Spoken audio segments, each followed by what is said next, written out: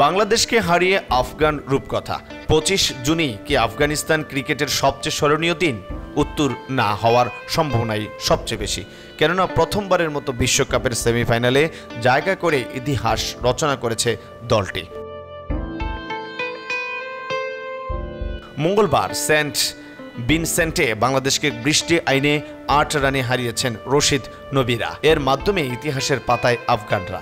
আফগানিস্তান আগে ব্যাট করে তুলেছিলেন 115 রান। বাংলাদেশকে সেমিফাইনালে খেলতে হলে মাত্র 12 ওভার 1 বলেই সেই রান টপকাতে হতো। শুরুতেই ভালোর আভাস দিলেও তামিম শান্ত সাকিবের হতশ্রী ব্যাটিংয়ে 23 রানেই 3 উইকেট হারায় বাংলাদেশ। এরপর ব্যর্থ হয়ে ফেরেন সৌম্য সরকারও। কয়েক দফা বৃষ্টির কারণে বাংলাদেশের সামনে লক্ষ্য দাঁড়ায় 19 ওভারে 114। আগের ম্যাচের মতো এই ম্যাচেও ব্যর্থ হয়েছেন হৃদয় ও মাহমুদুল্লাহ। রিশাদ হোসেনের ব্যাটও আজ কমিয়ে দেখাতে পারেনি।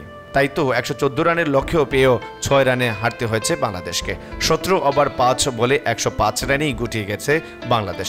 তবে অফ ফর্মে থাকা লিটন দাস আফগানদের বিপক্ষে রানে ফিরেছেন। দেখা পেয়েছেন নিজে 11তম আন্তর্জাতিক টি-20 অর্ধশতক। তিনি 49 বলে 54 রান করে অপরাজিত থেকে হার নিয়ে মাঠ ছেড়েন। আফগানিস্তানের পক্ষে রশিদ খান 4 ওভারে 23 রানের বিনিময়ে শিকার করেছেন 4টি উইকেট। নবীন উল হক ও 3.5 ওভারে বল করে নিয়েছেন 4টি উইকেট।